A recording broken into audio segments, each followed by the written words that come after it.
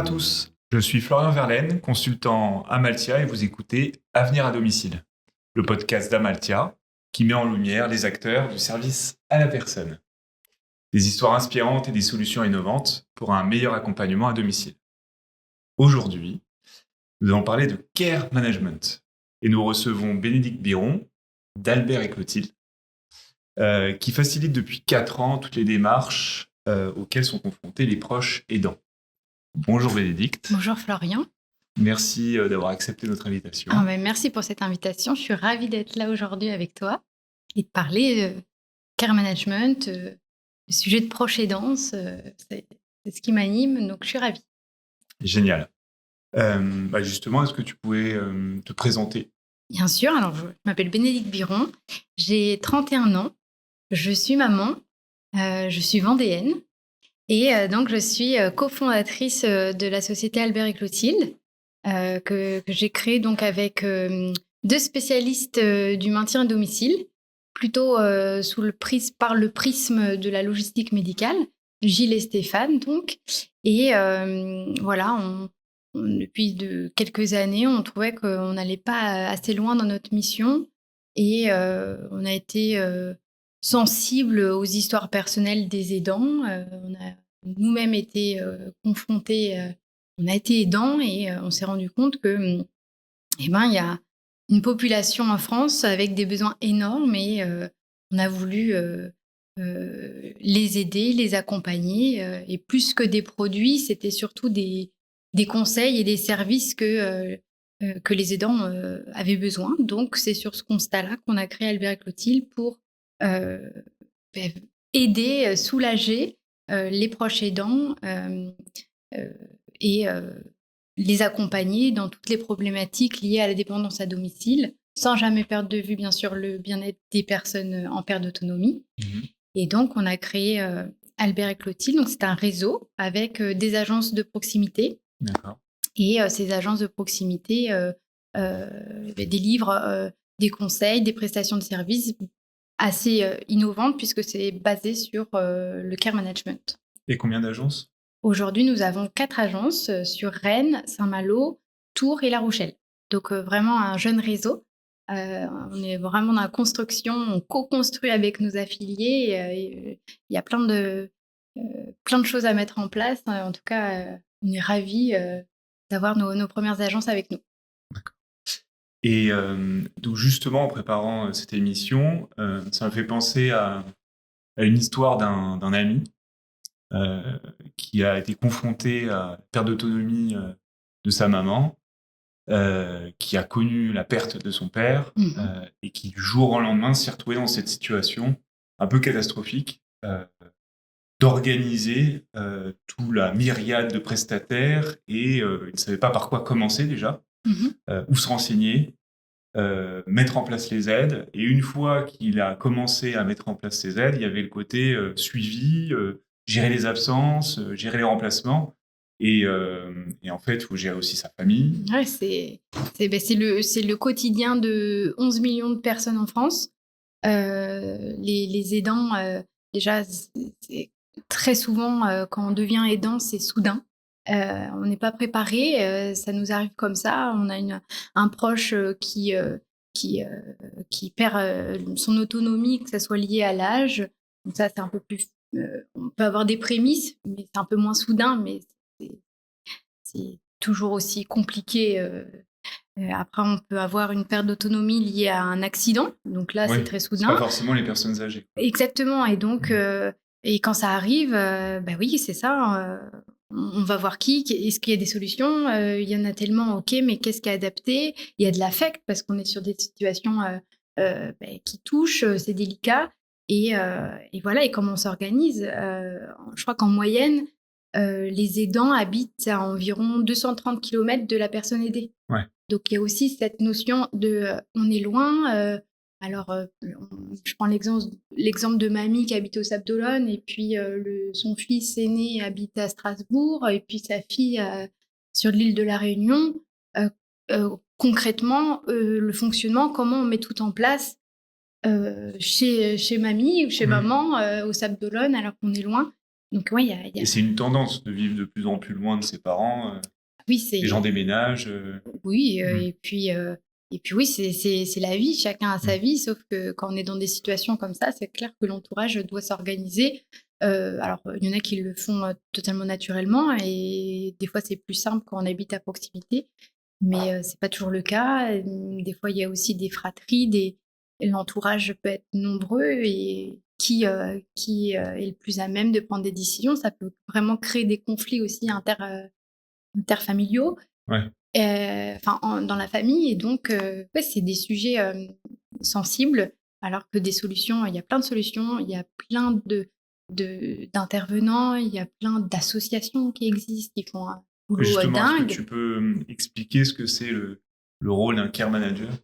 Oui, alors le care management et le care manager, c'est un métier émergent en France, qui est pas nouveau à l'étranger. Ça nous vient des pays nordiques, notamment la Suède, le Japon aussi, qui sont toujours très en avance sur le sens du service et sur l'accompagnement du vieillissement, notamment au Japon, ils sont très forts. Et au Canada également. Nous, chez Albert Clotilde, on aime beaucoup le modèle. On regarde avec attention tout ce qui est fait, notamment dans la région du Québec, où il y a beaucoup de belles choses mises en place. Donc voilà, et donc aujourd'hui, le care manager, c'est un expert de l'accompagnement des personnes confrontées à la perte d'autonomie à domicile. Donc le care manager, il va conseiller, il va accompagner, il va mettre en relation, il va communiquer. C'est très important. Et voilà, donc si on peut faire rapidement dresser le rôle du care manager, il y a 4 aspects. Il y a le diagnostic, tout d'abord. Le care manager va faire un diagnostic de la situation du couple aidant-aidé, parce qu'il y a forcément la personne aidée qui est au centre de toutes les préoccupations, qui a des problématiques, qui a des besoins. Et puis autour, les aidants qui ont... Voilà, donc on prend la globalité, le couple aidant-aidé, et on va évaluer les besoins, les projets de vie aussi, les envies de chacun, les possibilités. Et puis le care manager va dresser des préconisations, ses conseils, ses plans d'action. Ensuite, donc là, c'est le diagnostic. Vous avez ensuite l'accompagnement pour mettre en place, ou pas, parce que après le diagnostic, le couple aidant-aidé peut très bien dire « Ok, ça, je sais faire, j'ai compris, je sais où aller », et il peut être totalement autonome aussi dans cette mise en place des actions à réaliser. Et puis, diagnostic, accompagnement, coordination. Donc là, on va gérer, mettre en relation avec d'autres intervenants, gérer aussi cette organisation. Et enfin, un 4e aspect qui, je pense, est primordial, ou en tout cas, je trouve que la valeur du care manager réside dans cette mission-là, c'est celle du contrôle de qualité. Parce que mettre en relation des intervenants et suivre au quotidien l'évolution des besoins, parce qu'on est sur parfois sur des situations qui évoluent en bien, en moins. C'est en perpétuelle évolution. Donc, il faut ajuster à chaque fois. Et puis, vérifier aussi que les prestations qui ont été mises en place sont bien adaptées, sont faites de manière correcte. C'est un suivi de qualité. Et donc là, je trouve que c'est important que le care manager ait une impartialité pour rendre compte aux familles, aux couples aidant aidés, sur tout ce qui a été fait. Et voilà. Donc, un peu l'architecte du domicile. Exactement. J'adore ce mot. On l'utilise beaucoup pour expliquer un peu ce que fait le care manager. Et je pense que le care manager est au domicile, ce qu'est l'architecte au bâtiment. Et donc, dans le secteur du bâtiment, il y en a, ils ont envie de faire des travaux, ils sont contents de le faire et ils vont le faire tout seuls, c'est très bien. C'est le cas aussi au domicile, quand il y en a qui sont ravis d'être aidants, qui sont dévoués, qui sont heureux et épanouis. Très bien. Et ensuite, vous avez des personnes, ils ne savent pas trop quoi faire, ou vers qui aller, ou vers quel artisan se tourner. est-ce que le plâtrier doit passer avant ou après le peintre? Et ben en fait, c'est des questions qu'on a aussi sur le maintien à domicile ou le retour à domicile. Et là, l'architecte est là pour déjà faire un plan, pour conseiller. Et puis, il a sa casquette aussi en tout cas, il a une connaissance des prix du marché, il a une connaissance des experts, des artisans compétents qui œuvrent et qui sont bons. Donc, mettre en relation ces gens-là, eh ben, c'est le rôle du care manager. Et après, on peut aller jusqu'à suivre le chantier. Donc, l'accompagnement de l'architecte, il y a un degré en fonction de ce qui a été prévu contractuellement. C'est exactement le cas pour le care manager. En fonction des besoins, et ben, on adapte l'accompagnement. Donc, ouais, j'aime bien cette comparaison. Et il y a tout le côté aussi administratif pour les permis de construire. Il y a aussi toute cette notion-là avec les dispositifs et les aides qu'on peut mettre en place. Et ouais, c'est un rôle, un élément, une mission globale en tout cas. Je vois que le parallèle avec le monde de l'architecture a été bien réfléchi. En tout cas, ça parle. Ouais, et donc, c'est important sur un métier émergent comme ça de faire comprendre à tout le monde, d'expliquer les limites. Exactement. Et puis, il y a souvent de la crainte de mais on le fait déjà. Ou évidemment, quand il y a toujours des choses qui sont mises en place en attendant, avant qu'il y ait eu des machines à laver, on lavait notre linge d'une autre façon. Mais je veux dire, c'est très... Ce que je veux dire, c'est que parfois, quand on vient avec un nouveau métier, c'est important d'avoir des éléments de comparaison pour illustrer et que ça soit plus clair pour tout le monde. Et à partir de quand ça commence? Est-ce que ça va partir de la perte d'autonomie? Est-ce que ça peut être un peu avant? Et à partir de quand ça finit? Est-ce que c'est jusqu'au décès ou avant le décès, peut-être l'accompagnement dans un EHPAD? Alors, nous, on est très tournés sur les aidants. Et donc, très souvent, les aidants ont des besoins au moment. Mais évidemment, demain, vous avez besoin d'un conseil, vous posez des questions, le care manager est là en tant qu'expert pour vous répondre, vous donner des conseils. Donc, après, oui, je pense que c'est davantage lorsqu'il y a une perte d'autonomie. Et après, jusqu'où ça s'arrête, et ben, nous, on parle beaucoup de proche aidance, mais il y a aussi la post-aidance, l'après. Et je pense qu'il y a aussi un énorme besoin, donc là, du coup, pour les aidants, parce que généralement, la personne aidée peut être décédée. Et les aidants ont également des besoins après. Et je pense qu'il y a encore beaucoup de choses à mettre en place pour les accompagner, mettre aussi en relation avec des professionnels. Donc, c'est où ça commence, où ça s'arrête, ça dépend, je dirais. Les situations sont tellement différentes, mais ouais, c'est... Dans le secteur du service à la personne ou dans le médico-social, on a vu plusieurs lois. On a vu la loi ASV, justement, qui s'intéressait à la proche aidance. Et justement, à partir de ce moment-là, c'est là qu'en France, on a vu émerger ce poste de care manager, qui a eu différents noms plus ou moins francisés. On a eu aussi l'arrivée, le décret qui a presque 1 an maintenant du service autonomie à domicile, qui va remplacer les SIAD et les SAD. Et donc ça, c'est vraiment une nouvelle, je dirais pas mode, mais c'est vraiment dans l'air du temps de pousser le care management. Et j'aimerais un peu te poser la question sur comment tu vois ce rôle de care manager dans le système de santé actuel et futur.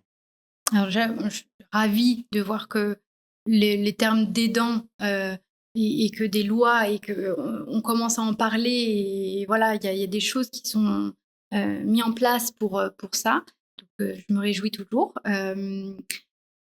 Nous, quand on a commencé à travailler sur Réseau Albert Clotilde, il n'y avait aucune statistique sur les aidants. Aujourd'hui, on arrive à avoir des chiffres, il y a des études. Le mot aidant rentre dans la tête des gens, donc ça, c'est génial. Le care manager, je pense que dans notre système de santé, a un rôle clé. déjà, c'est une figure clé, déjà dans la détection des risques et prévention au domicile. Je pense que c'est un rôle primordial là-dessus. Et en plus, le soutien aux aidants euh, qui ont des besoins criants, et ben je pense que les aidants aujourd'hui, c'est vraiment la colonne vertébrale invisible de notre système de santé. On parle du virage domiciliaire, il y a vraiment une volonté politique, très bien, c'est aussi un souhait pour beaucoup, mais concrètement, dans le fonctionnement, ça pose question, comment ça se passe, comment on met en place tout ça, et les aidants, ils ont un rôle, euh, ça repose beaucoup sur eux. Chaque jour, il y a des aidants qui aident leurs proches, qui s'en occupent, qui sont totalement dévoués, qui même parfois prennent le rôle du soignant. Et donc, si on a un professionnel qui vient soulager les aidants, et ben déjà, on va éviter ceux qui se sentent totalement dépassés ou démunis, et on va les préserver parce qu'ils ont un rôle hyper important, si ce n'est central, dans notre système de santé pour, euh, pour tout ça. Donc, je sais plus ta question initiale, mais c'est, si C'est c'était la place du care manager et je pense que justement c'est central. Ouais. En tout cas, c'est Et on le un voit que rôle clé, quoi. ça prend de plus en plus de place. Justement, alors même si Albert et Clotilde est né en même temps que le Covid, est-ce que tu sens que justement le phénomène comme le Covid a accéléré un peu ce besoin? Alors oui, on a créé Albert et Clotilde en 2020, donc vraiment belle année pour entreprendre. Et mais au final, ça a été aussi très révélateur sur plein de points. Donc oui, ça a confirmé des choses sur les aidants, sur les besoins, ok. Mais plus que ça, ça nous a montré aussi que les professionnels, les professionnels médicaux, ils étaient totalement dépassés déjà par leur travail, et que ça serait bien aussi de les soulager. Et c'est délicat quand vous avez un infirmier ou un médecin qui s'occupe d'une personne, et à côté, il y a les aidants et ils n'ont même pas le temps juste d'échanger quelques mots. Et après, c'est tout. Ils n'ont pas forcément... ça s'arrête là. Et donc, d'avoir quelqu'un vers qui les renvoyer, savoir qu'ils vont pas être lâchés dans la nature et qu'on les abandonne pas, déjà, ça fait beaucoup de bien aussi aux professionnels. Ouais. Donc ça, c'est précieux. Et puis je pense aussi, la pandémie a remis en perspective, en tout cas, beaucoup de personnes ont voulu donner du sens à leur vie. Et je pense que le care manager est un métier qui a plus que du sens, c'est profondément humain, et je pense que beaucoup de personnes euh, pourraient s'épanouir dans ce métier-là. D'accord. Justement, parle-nous de comment on devient care manager. Est-ce qu'il y a une formation dédiée? Il y a beaucoup de formations qui émergent, même nous, chez nous, chez Albert Clotilde, on développe ça parce que c'est important. Les sujets sont tellement variés, les situations de proches aidants sont tellement vastes. Voilà, c'est important d'être bien armé et de bien maîtriser plein de sujets. Donc la formation est essentielle. En revanche, il n'y en a pas une, ou en tout cas, il n'y a pas un diplôme care manager. Je pense que c'est avant tout un profil. Pour devenir care manager, il faut avoir euh, des compétences en savoir-être indéniables, de l'écoute, vouloir aider, et puis ensuite être rigoureux, organisé pour gérer toute cette coordination, euh, et puis aussi des compétences euh, évidemment être curieux pour toujours chercher des solutions locales, pour se tenir informé de tous les dispositifs, de bien connaître les institutions et tout cet écosystème. Mais bon, tout ça, ça peut s'apprendre. En revanche, cette capacité d'écoute, de communication, de transmettre l'information, ça c'est primordial avec avec les professionnels, avec les intervenants, avec les familles. Ça c'est vraiment important. Et après, on peut très bien être issu du milieu médico-social, avoir eu une expérience, des diplômes d'État. Il y a plein de diplômes intéressants là-dessus, issus du milieu médical. Hmm. Nous, on a notre agence, par exemple, sur Rennes, c'était Clémence, une kinésithérapeute, et elle a vu de près l'accompagnement, en tout cas la dépendance à domicile et l'entourage, tout ce qui gravite autour. Et elle-même, il lui est arrivé de faire des choses qui n'étaient pas du tout dans le rôle d'un kinésithérapeute. Mais elle l'a fait parce que, voilà, elle avait du cœur, elle voulait. Et de toute façon, si elle le faisait pas, elle n'allait pas dormir la nuit. Donc, Ouais. et donc, elle était persuadée qu'il y avait des choses aussi à mettre en place pour soulager tous ces corps, toutes ces professions qui gravitent autour du domicile d'une personne. Donc, il y a beaucoup de gens qui le font déjà sans que ça soit autant structuré. Exactement, Mm. exactement. Et je pense qu'avant tout, avant de faire des diplômes, enfin, c'est bien, hein, la formation est primordiale, je le répète, mais euh, avant tout, c'est vraiment un état, c'est un profil, c'est l'envie d'aider. Et il y en a beaucoup dans beaucoup de métiers qui sont déjà un peu care manager. Ouais. Et avec des formations complémentaires, pour être de très bons care managers proximité et œuvrer sur le terrain. Du coup, pour les structures d'aide à domicile, il n'y a pas forcément de taille critique. Non, non, et je pense qu'il faut être assez agile.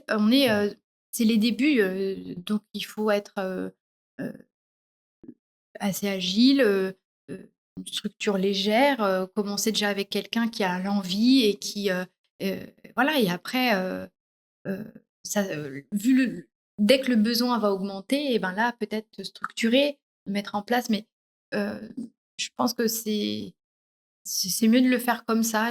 Que tu recommandes du coup une personne dédiée Oui. quand c'est possible. Alors Après, oui, et d'autant plus que je reviens sur cette notion d'impartialité ouais. qui, pour moi, est...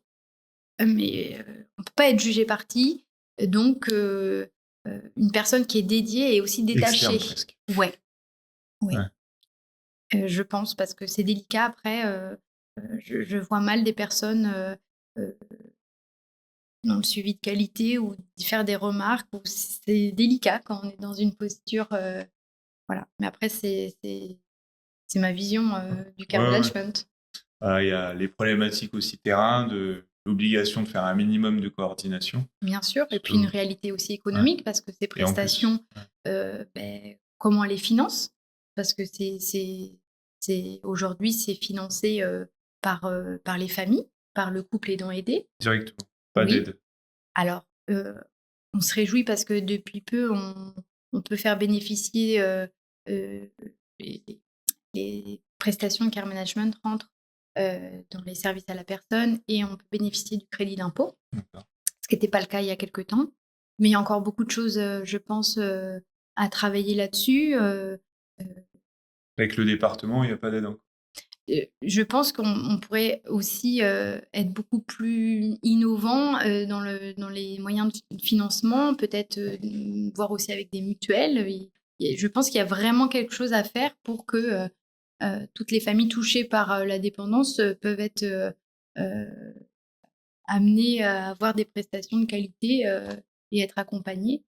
Mais voilà, ça, je pense qu'il y a encore des choses à faire là-dessus. Ouais. Et quels sont les principaux défis que peut rencontrer un care manager au quotidien? Alors, aujourd'hui, je pense que le premier défi pour ce métier, c'est déjà de démocratiser le métier. Mm.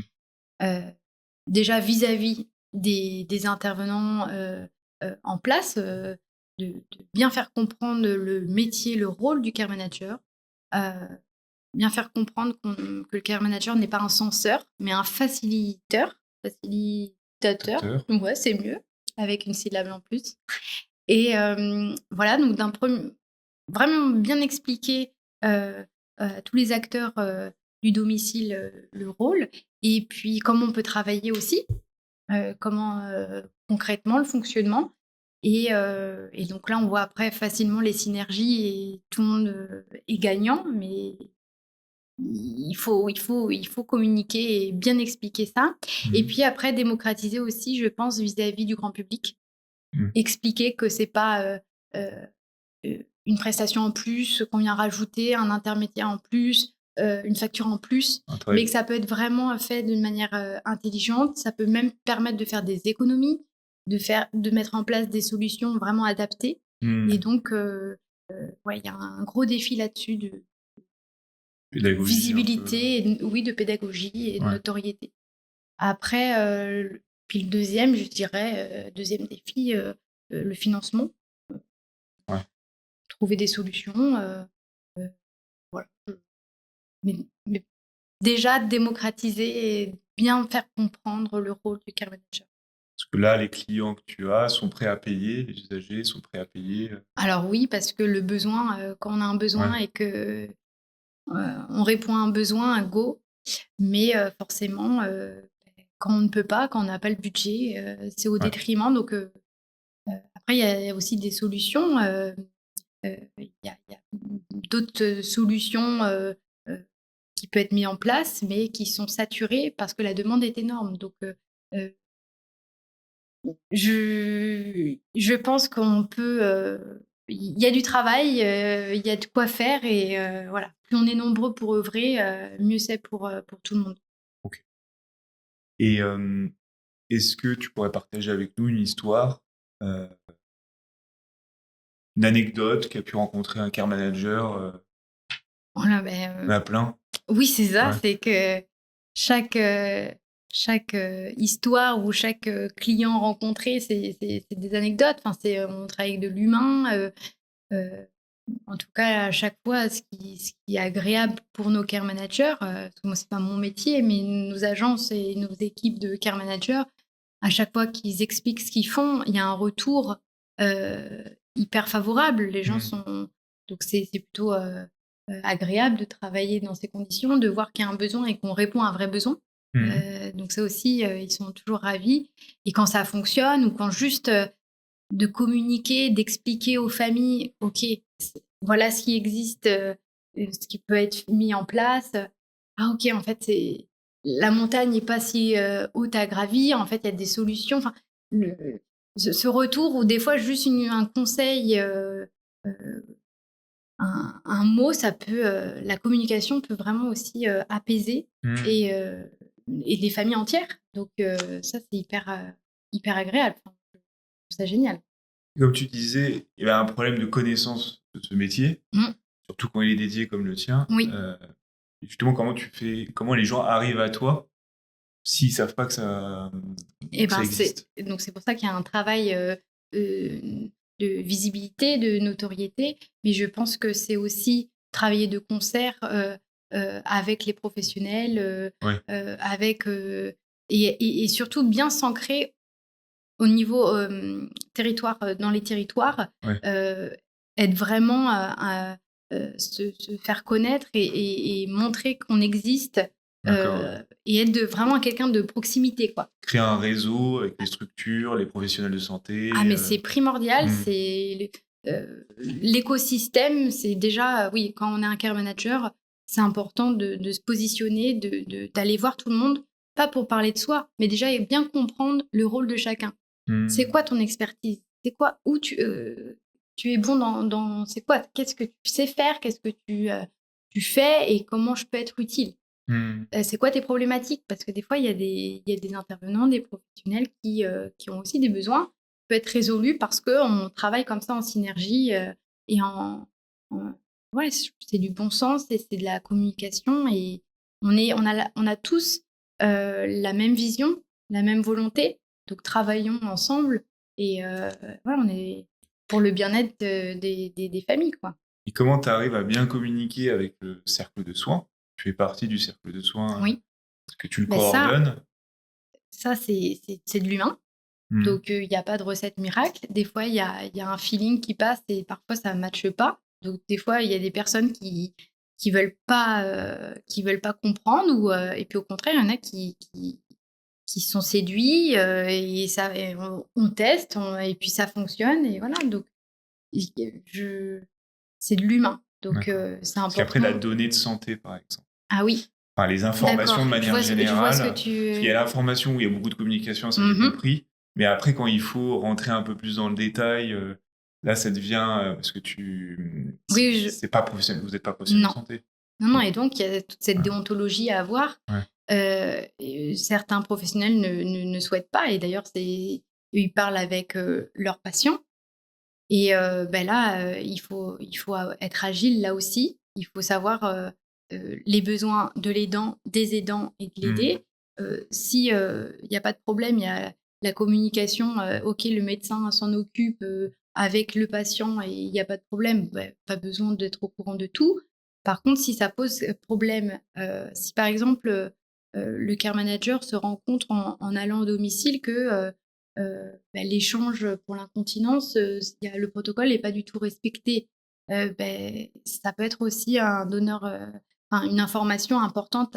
Donc la communication, elle n'est pas que dans un sens, ça peut être dire au médecin ou aux professionnels, je vois qu'il y a peut-être le protocole est peut-être plus adapté aux besoins.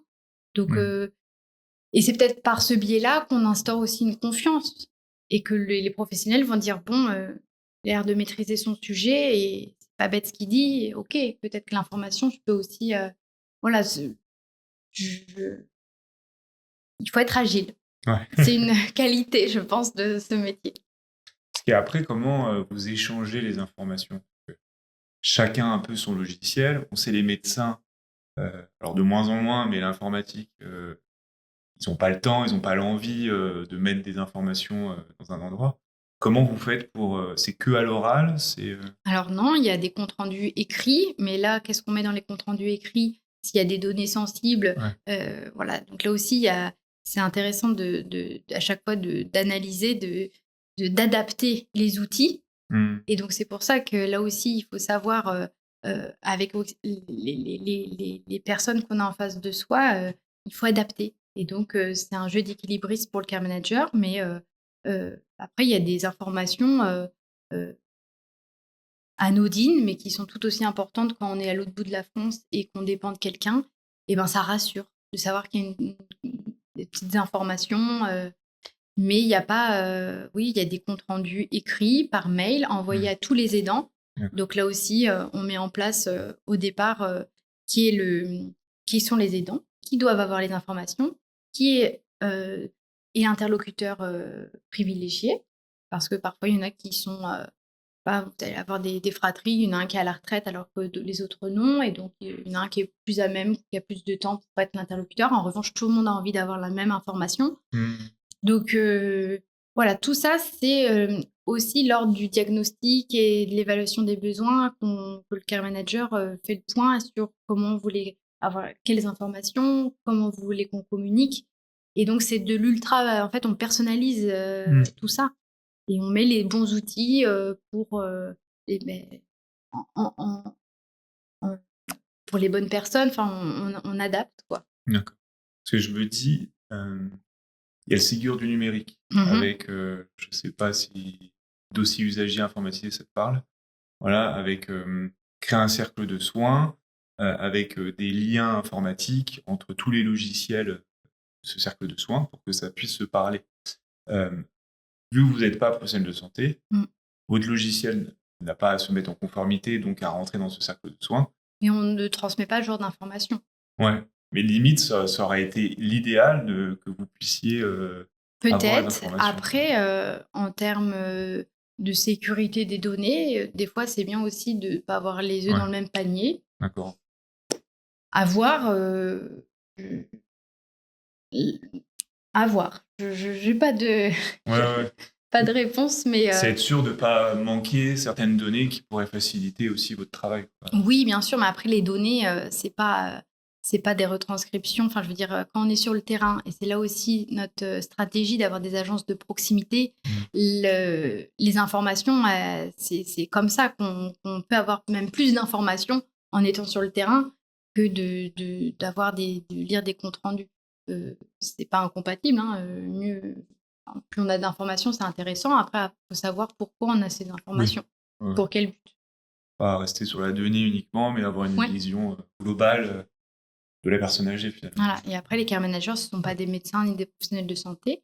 Donc, même s'ils ont des compétences médicales pour bien comprendre, pour parler du même langage. Tout à fait. Chacun a son rôle. Et là, là aussi, si aujourd'hui je suis devant ce micro, je suis ravie d'expliquer que personne ne marche sur les pieds. Mmh. Donc, c'est important aussi de savoir le rôle de chacun.